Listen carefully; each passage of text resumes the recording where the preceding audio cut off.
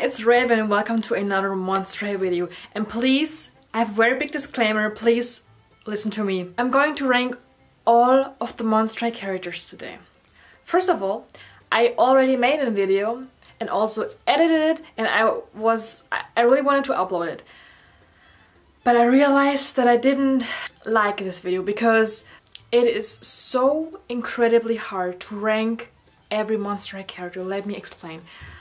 Like, I made a list and then I looked at it like after 1 week and I was like, no, I don't agree with it. And probably if I go back to this video like in 1 week, I will probably be like, why did you put this character like so low? And like, why did you put this character so high? Like, guys, it is so hard to rank every Monster character. I mean, of course I have like my top 10 favorites, but after that, like, there are, I counted now, 83 characters. Like, this is hard, guys. So probably you won't agree with my list. I will probably not agree with my list like tomorrow as well. But this list is for today, okay? And also I didn't include like every character because there are also some teachers. I did not include the teachers except for Bloodgood Bishop, but I did not include like Mr. Rogers, I think it is, and this other guy that looks like Leatherface. I will maybe, if you like it, I will maybe do a teacher ranking. If you would like to see anything about teachers, I don't know, I don't find them like that interesting, but if you were interested, and also did not include like every villain, for example, this guy from Skulltores. I didn't include like every minor character. I did include many minor characters, but not everyone. Actually, I think I did watch every episode so that I get to know the characters really well. I, of course, don't have 100% knowledge of every character. Maybe like just a 99%. I really tried. This is also why I am redoing this list right now, because last time I didn't know all of the characters so well, but now I really watched every Monster episode so that I know every character really well, so that I can make this list. And also, very big disclaimer, this is my opinion. So the characters that I love, that are like in my top 10, maybe you really hate them and they are like the least favorite to you. But guys, everyone has a different taste, everyone has a different opinion. I am so excited what you're gonna say about this. Any more disclaimers? I don't think so, guys. Let's start. I think I will make this a 2-part series because, like, guys, this is just too much and it takes like 24 hours for me to upload a 40-minute video to YouTube, so I'm gonna make a part 2. And I also, I put them into different categories. Like, we have the amazing, iconic characters that I like absolutely love and I could not imagine Monster without them. Then we have the really good characters that I also really, really like. Then we have the good characters that I think that are necessary, and I think that they have really good personalities. Then we have the like unnecessary, unlikable characters that I think are like unnecessary. Then we have the unlikable characters, or just characters that have too little screen time that we just didn't get to know at all. I put them into these different categories because, for example, in the really good character spot, I have, I think, like 30 characters and I just really love all of them, and it is just so hard to say. For example, my number 20, for example, is a character from in the really good box. And character number 50 is also in this really good box. So there are like 20 characters in this box and I tried to still rank them, but they are all still really, really good to me. No matter if they're like at place 30 or 50, they are still both in the really good category, and I still think that they are really good. There are indeed some differences because I did rank them according to their personalities. Oh yeah, this is also really important. So how do I rank them? On which aspects? Of course, their personality, if I as a person would get along with them, if I would meet them in real life.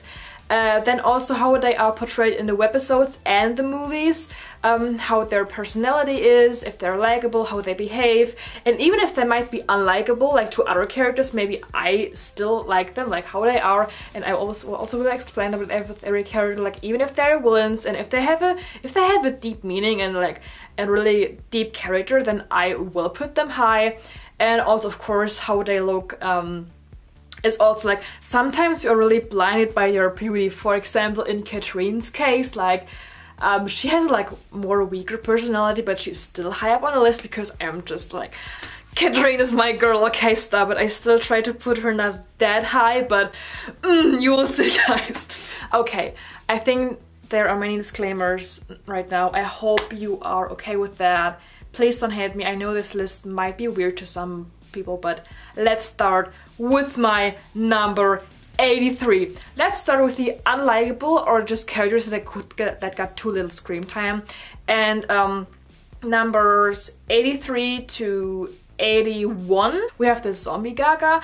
We only got a doll of her, and I think it's cool that Lady Gaga got to design her own doll. I also like Lady Gaga in general, but I think her doll is cool. I don't own the doll because it was like too expensive for me back then, and nowadays as well. But yeah, we only got like this one music video of her, but that's it.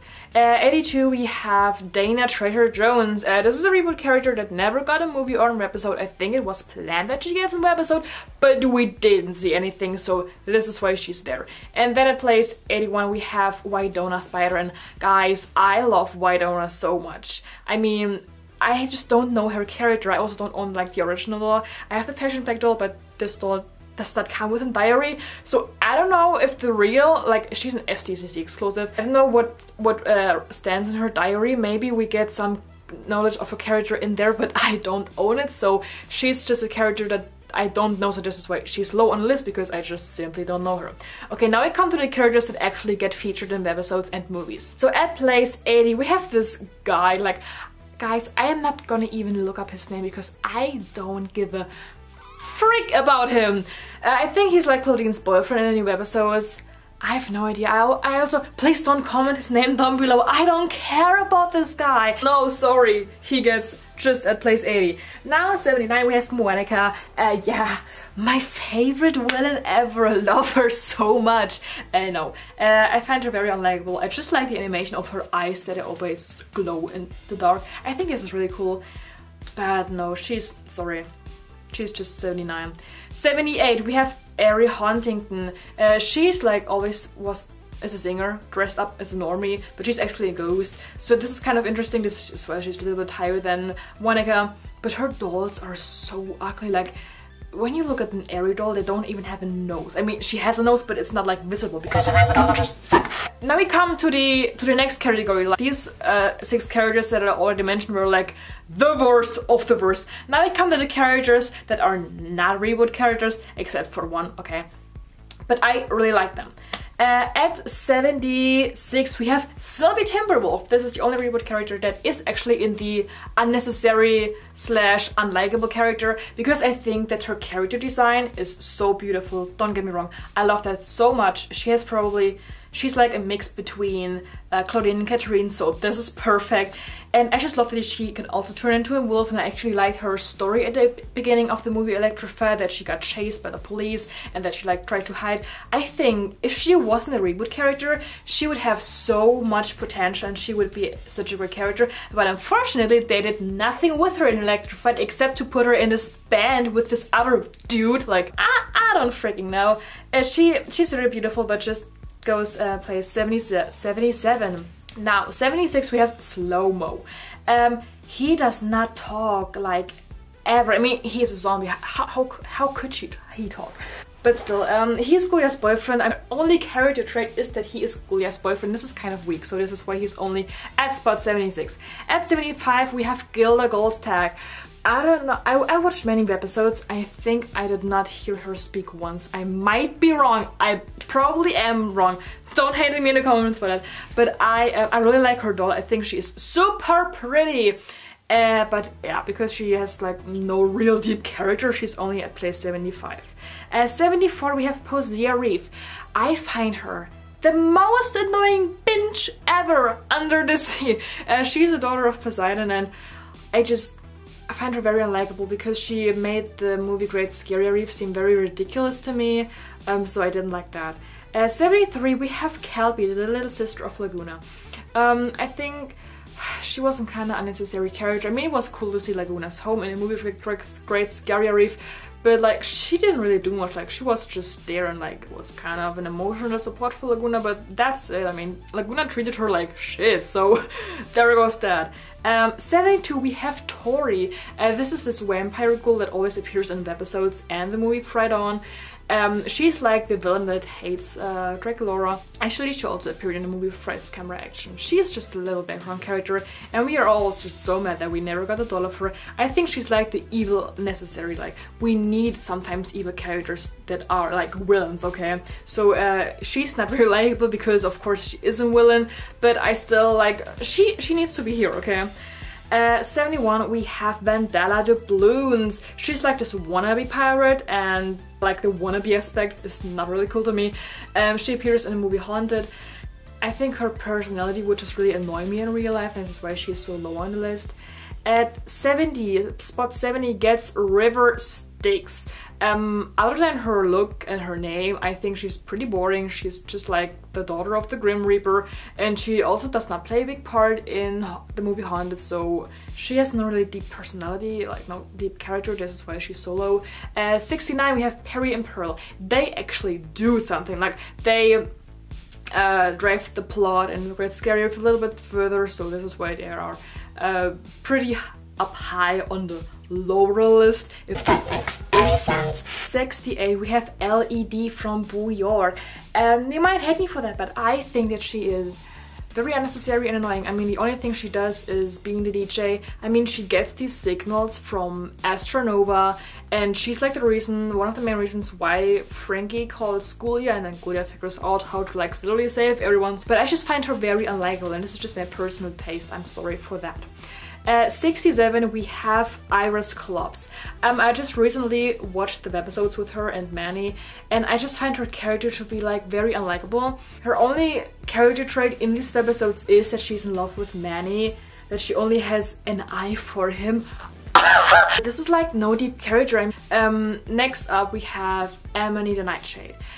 She is the most unlikable ever! I mean, she appears like every, I don't know, 1,000 years, I don't care, like every century she appears. She's very rare, okay? And then in the end of episodes Gloom and Bloom, we saw how she blooms and how she comes out and how she treats everyone like shit, especially Cleo, because they have a past history, and I really like that actually. This is why she's up high on the unlikable list. She steals your clothes, she borrows your clothes and never gives them back. Like, what is likable with that? Now we come into the good spot, and now the characters that I'm going to mention now are like really good. Like, I don't love them, but I really like them, okay? So at spot 65 we have Kiyomi. I think this is a pretty cool concept that in the movie Haunted, that she always, when she's feeling different emotion, it's just she lights up in different colors like green, red. I think this is a pretty cool idea, and I just love her eyes, like that they have she has just white eyes. I think that's a really cool idea, and that she actually was the one who was haunting Draculaura, and that she was like always this shy girl. Now she's the popular girl, so she had a character development. She's actually an interesting character. This is why she's like in the good area. Now 64 we have Melody and Persephone.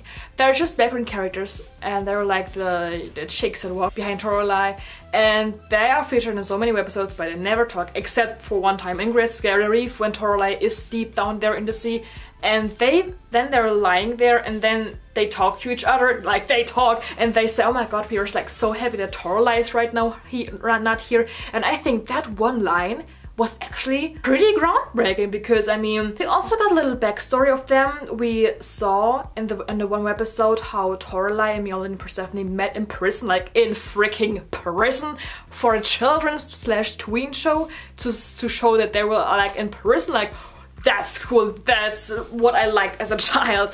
Yeah, they're pretty cool.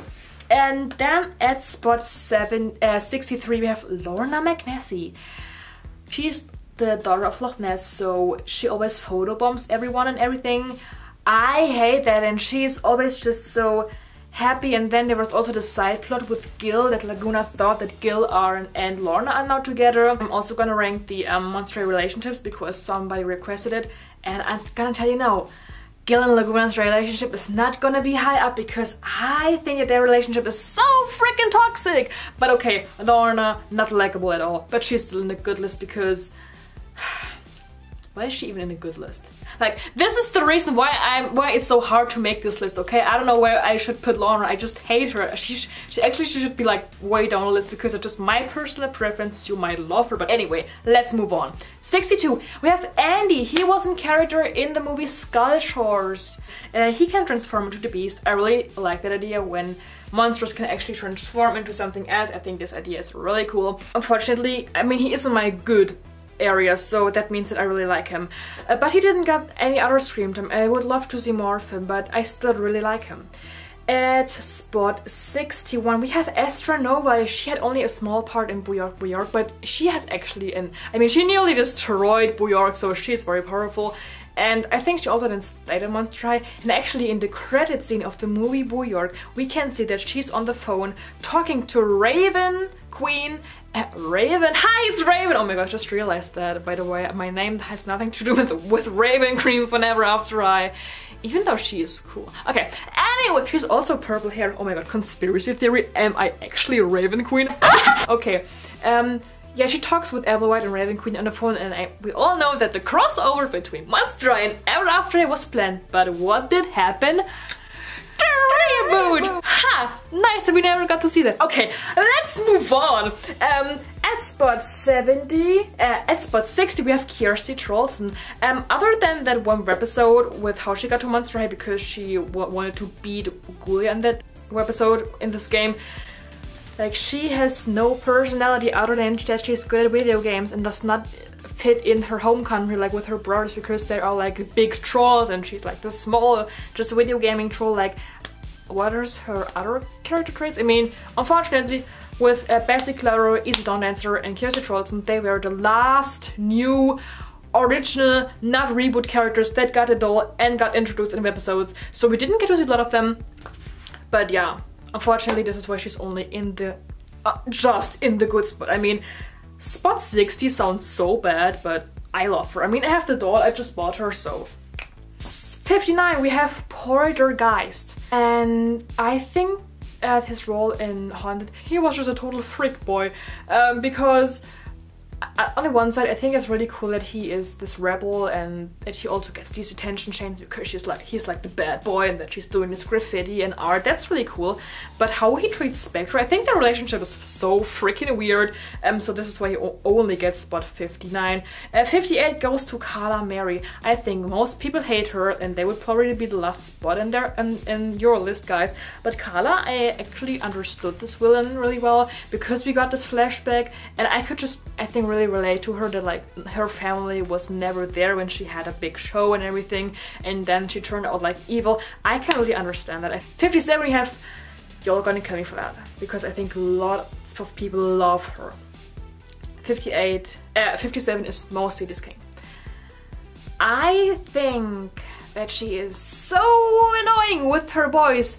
Every time I think of Mercedes King, I always have this one scene from Booyark in my mind when she is like walking past Deuce, Neff, and Cleo, and they're looking for a taxi, and she's always like, like she talks like this. She also kind of teams up with Neff. I mean, she's not evil. It is not her intent to be evil and to do evil, but she did some evil. I think, no, I would not get along with her very well in real life. No, not really my type. I'm so sorry for hating on her. I mean, I don't hate her. She's in the good spot, so I like her. Next up, and spot 56, we have Finnegan Awake. He got featured. Actually, I think I remember this. I think it was like 2015-16. There was this poll on the Monster High website, and we people, like Monster High fans, could vote which doll they want. I think I voted for like this Harpy, but Finnegan was voted, and then he got to be a doll. And he also got some episodes. In these episodes I find it really cool that like Frankie really wants to take care of him because he's like in a wheelchair, and they all think, oh my god, no, this poor soul, like he's so helpless. But then he's just like rolling around. He wants his wheels to be put on fire, that he can like be faster. He jumps all the time. I think this message is so cool. Next up, at 55 we have Casta Fears, or is she called Casta Spells? Oh my god. Okay, Casta. Let's just call her Casta. This is like very personal preference, but I don't like her music. Like when she sings like the witching hour and I mean, for example, Pharaoh's and Caddy Noir's music, like in New York, I was like vibing. And also when Nefra and her dancing, I was vibing. But when Casta sang, I was like, I think her character is really cool, and that she's afraid that she will always turn her audience into animals when she sings, like into cats or lizards or frogs or teeny tiny little bugs, as Hoodoo Voodoo wants to, and this was so cute actually. But other than that, she's not that groundbreaking. I mean, she's still a good character, I like her, but she's not groundbreaking. Okay, 54, we have Headmistress Bloodgood. Mistress Bloodgood. In Germany we just call it Schulleiter.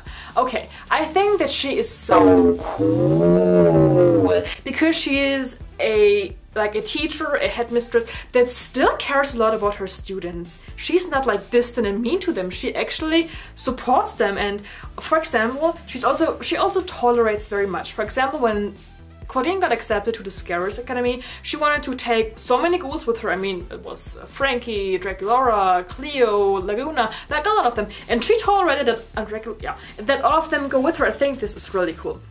I like her character. Next up, at 53, we have... Now you're really gonna hate me. Now you really... I can already see the hate comments. 53 is going to be Spectra Thundergeist. Stop. Don't get me wrong. Let me explain. Of course, I really love her.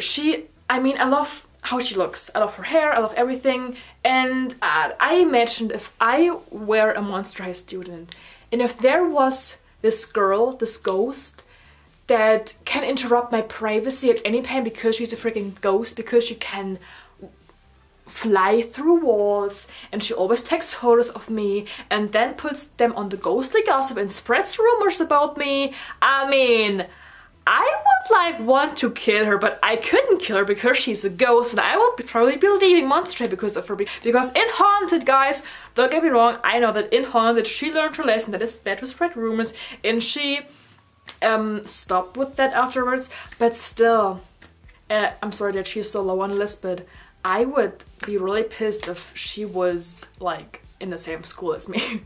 Okay, next up at spot 52 we have Gil Weaver.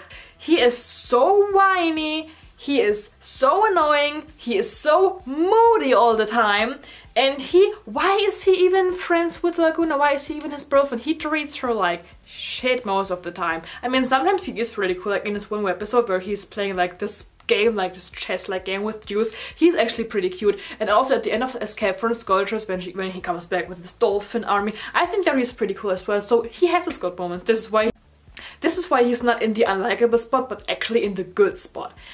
So I like that about him, but still, he is in a good spot. Spot 51 goes to Cyrena Van Boo. She has a very weird character because she's a hybrid of a mermaid and a ghost. She's interesting because she's always gets distracted very easily, and she would not be a really good friend to me either, because I need someone who I can like rely on, who I can trust. And I think she's like, she doesn't listen to anyone. She's just like living her life because she can also float around because she's a ghost and a mermaid. Of course I like her, I think she's very beautiful, but she's just not like I think she wouldn't be my best friend, and she also does not have like a groundbreaking character, so this is why she is only in the good spot. Next up we have at spot 50 we have Garrett, I don't know, the boyfriend from Rochelle. I think that his love story is really tragic, and also how he got put into this, not like prison, but just down there in the catacombs by Madame. Yeah, okay. At spot number 49 we have Bonita Femur. But this is also the reason why I just don't know a lot of her. We also the Freaky Fusion, we don't get to see a lot of her. She's like on a meditation and stuff. Like she's sitting there and flying around. She's pretty cute and cool. I also love her look. Beautiful. But yeah. Okay guys, now we are coming into really good area. Like this is the second best area. And all of the characters that come now, I love them so much. I would be totally friends with them. Okay, Number 48, we have Manitor. He can be annoying at sometimes because he's always chasing Red and something, and he's always along with Heath Burns, like they're like best friends, and how they have always so much prejudice. I think you just need like these boy characters that are like 100% typical boys, and we will come to that later because some boys are not like the typical boys, and that's why they are a bit higher. But Manny's like this, like we all know that boy that behaves like Manny, so we just need a Manny because he makes Monstray feel very realistic, because we just need these characters that act like that. Okay, spot 57 gets Claire. She's actually a normie. She got only featured in the movie Ghouls Rule, but I think that she had a really cool role because we all could like really feel like Claire. I think everyone that loves Monstray can relate to Claire, and I think the way she behaved, her character was really cool and understanding. I liked that about her. At 56 we have Sparky, Frankie's grandfather. We got to know him in Tricky Fusion, and I love the story and his character just so much, like that he's an orphan and that he never had a family, and this is why he built a family, and this is then why Frankenstein built Frankie. So he's the reason why Frankie is even alive, and Frankie is the reason why everyone is like friends, and Monstray is so cool, and like, so he is a really important character. Okay, let's move on, guys. Next up we have at spot 45 we have Invisibility. I think that it's really cool that he's like in this, I think what this episode was called In the Disappearing Club with Twyla and also then Caddy Noir, because he's like shy, and then we also had this episode where he was like too shy to ask Scare Screams for a date. I think it was really cool and cute of him that he's like this soft guy, so that's cute. And then also, just speaking of, at spot 44 we have Scare Screams.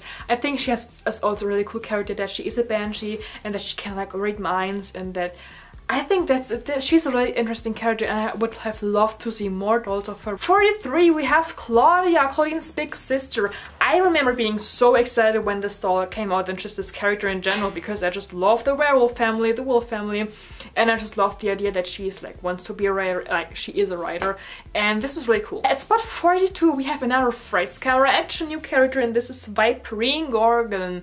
I think that's a cool idea that she's like this makeup artist. She has like no really deep character. You know, guys, this doll is in my top 10 favorite dolls. I think she's like my sixth favorite doll ever, so I love her look so much. But unfortunately she has not a very deep groundbreaking character. So you can see I really try to not let my personal preference influence this list too much, but still of course I have some like really face for. At spot 41 we have Pharaoh. He sadly did not get the doll. I just recently followed Garrett Zander, I think it's called Garrett Zander, on Instagram. He was the creator of Monstray, designed the box art and the dolls in general, and he said that they wanted to make a 2-pack of Caddy and Pharaoh, but unfortunately it was never made, so this is really sad. And by the way, go follow him on Instagram, because sometimes he posts really cool facts about the dolls, on just the history of Monstray in Instagram.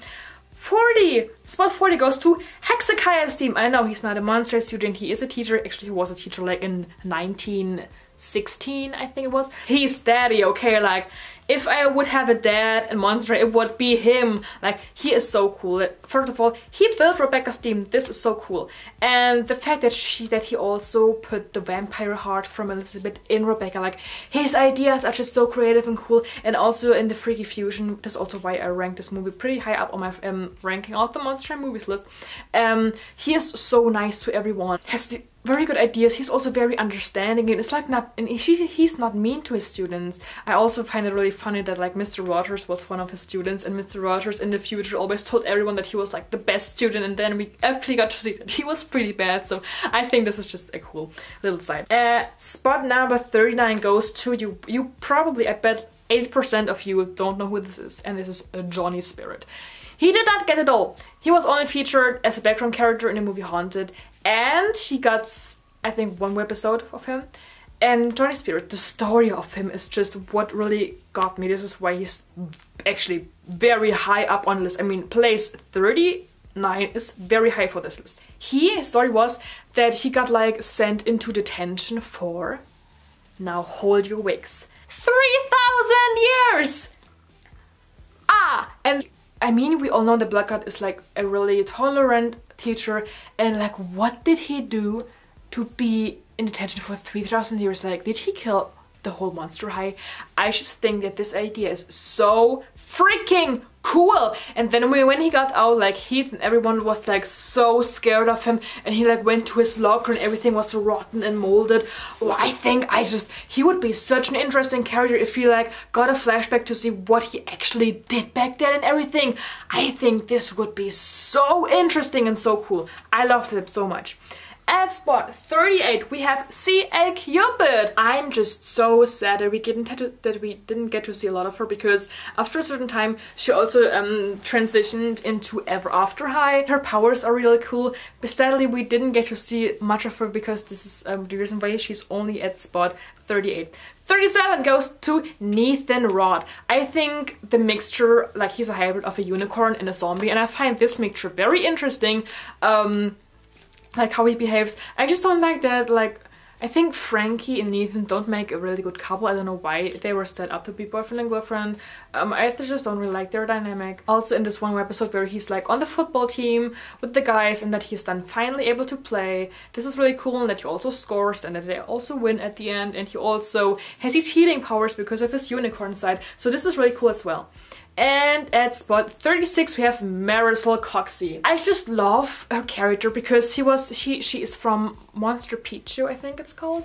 And when she arrives at Monster High, she sees that like Katrine and some other ghouls are not really, don't really like themselves. Like Katrine does not like her big ears, Gina Fire does not like her long tail, Jane Boolittle does not like her big hair, and then Marisol Coxey steps in and is like, whoa guys, stop. If one of you ghouls ever say something bad about yourselves again, that I will be so freaking mad, because she's a daughter of Bigfoot, but she still has really small feet compared to other people in her country, so this made her very uncomfortable back then. But now she learned to love herself, and I just love the message that she spreads out to Monster High, that everyone should love themselves. So I think this is really cool. At spot 35 we have Venus McFlattery.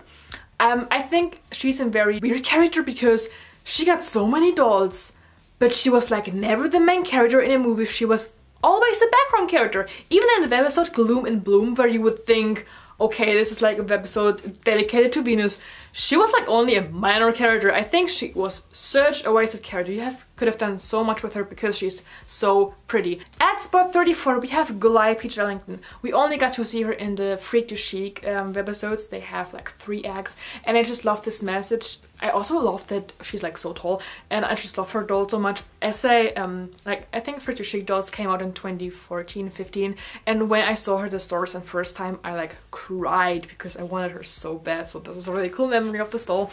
And I also love just the message also that she has, because in Freak to Chic the topic is that Monster High does not have enough money anymore for the art program, and then Calliope really insists on the ghouls trying to make the circus to get much money so that they can continue with the art classes, because she says that a world without art is like, she had to experience that when she lost her like trunk, and now she found it again, and I just love that message. No. 35 is Calliope, I just skipped, okay. Now 34, now comes 34, and this is Skelita Calavaras. I think I love it that she's like one of the few monsters that is like so keen on her traditions and that worships them so much. And I also love the story of the necklace, like this family history one episode that we got, this scary touch story. And I think like Marisol, Betsy, Easy and Skelita are the only monsters that are very keen on their traditions, and I really like that, I think. And next up we have, as I just said, spot 33 goes to Easy Dawn Dancer. I also love that she is so in love with her traditions, and yet that she has had this vision to go to Monster High with this deer. I think this was a really cool idea. Idea. Spot number 32 goes to Jane Boolittle. I love the idea that she like lives in the catacombs at first because she's so shy and does not want to talk to the ghouls because she's afraid of literally everything, and she just disappears every second. But I think this was really cool that she can talk to animals. This is so cool. And that we also then in the episodes got to see the pets of the ghouls. Like we got Crescent from Claudine, Vatsy from Frankie, Neptuna from Laguna. that rhymes. His set from Cleo. Spot number 31 goes to Hoodoo Voodoo. I think he's such a fun and cute character. He's just so clumsy, and the fact that like Frankie built him, this is so amazing. Like she created life. So actually Frankie is now a mom and Frankenstein is now a grandfather. So Sparky is now a grandfather. So if he would have met Hoodoo Voodoo in Freaky Fusion, I don't know if he had, but oh my god, like he would see his grandchild. Oh, I think this is really cool. He has a very cute and clumsy personality. At spot 30, we have Gigi Grant. In the movie 13 Wishes, she's pretty cool. Of course, with being a genie, there comes many rules that you have to follow. She just can't influence her client, can you say that? Like the person that found her lamp. I don't really like that idea. I mean, that's just how genie stuff works, so sad for her. But this is why now we come to spot 29. Wisp is higher for me. I like Wisp a little bit more because she has a deeper character than Gigi and also a better character development. I just love villains in general a little bit more, let's be honest. By the way, I just realized that Wisp and I have the same hair color. Like, she has this dark purple and blue and I literally have the same color. So, hi, am I Wisp? Another conspiracy theory. At spot 28, we have Betsy Claire. Oh my god, if this was a who's the prettiest person contest, she would probably be like second or third because I love Betsy Claire so much. She was in my honorable mentions and my top 10 favorite dolls. The fact that she got to Monster High because she wanted to rescue this plant, and then she also became friends with Venus because she, at the end, Venus rescued this plant. I think this is really cool. And I think also, as I already said with Easy and Kirsty, we didn't get to see a lot of her because she is a not reboot character, but she was like close after her reboot the reboot Monster High students took over, so sadly we didn't get to see a lot of her. But I think that she has such a great potential and she would be an amazing addition to like the main cast. Now we come to number 27, which is Honey Swamp, and I think that she's a really good character because she's like this camera woman.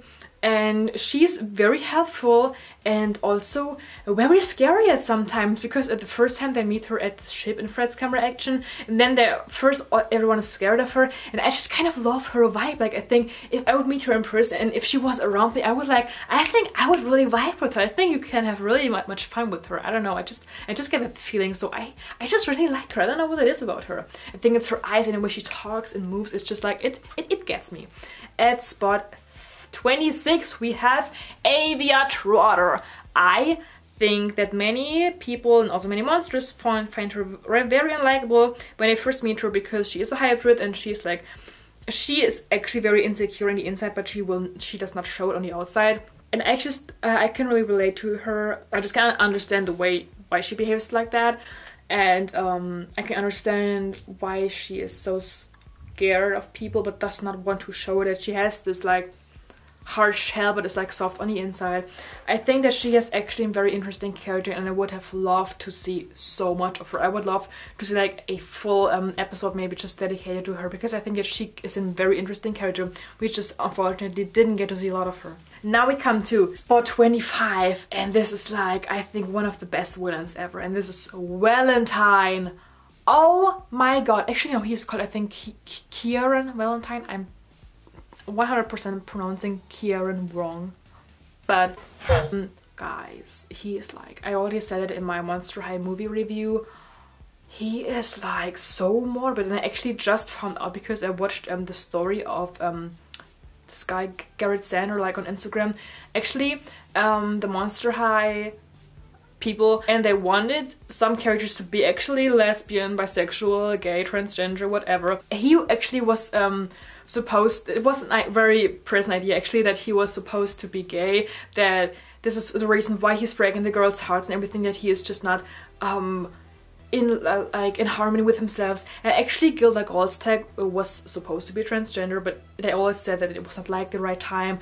And I think Nathan Watt is also supposed to be either gay or bisexual, and I think Claudine is also supposed to be. They said that she was actually supposed to be maybe a lesbian, but I personally would actually say that she is a bisexual like me.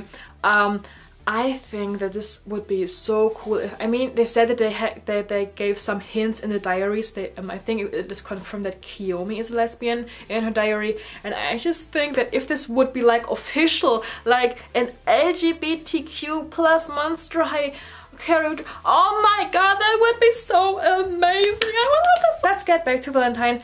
Very morbid character, very deep character as well. Like, as I already said with the gay thing, I think that he would be so interesting, like why he is so evil and stuff. Oh my god, love that.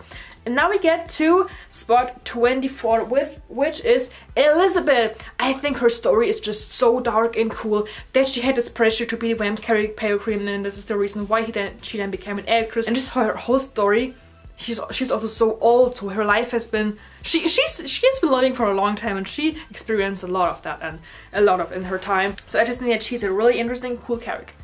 Now, the last one for my really good characters, which is like the best really good character, if that makes any sense,